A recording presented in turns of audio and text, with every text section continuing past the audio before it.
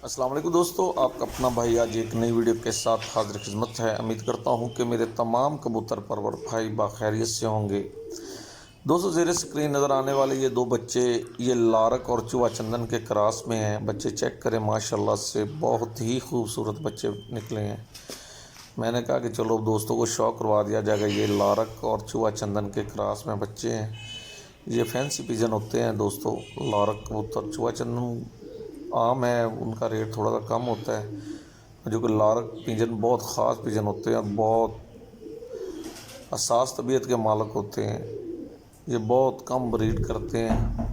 ये देखें जी, माशाल्लाह से बहुत अच्छा कलर निकाला है इन्होंने। ये चेक करें जी, एक लारक जैसा बच्चा है और एक बिल्कुल लाइट कलर में निकाला इन्होंने। गर्दन रेड है और दूसरा लाइट कलर में है। ये अब आपके सामने ये लारक पिजन है, ये लारक मेल है।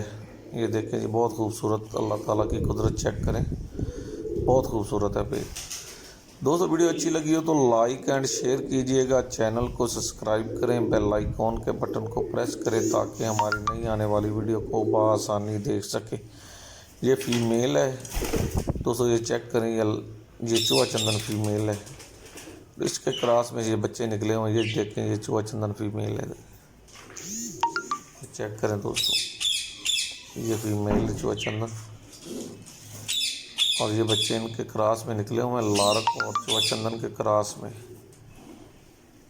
ये चेक करें जी, ये लारक पिजन है और ये जो है इसके बच्चे हैं।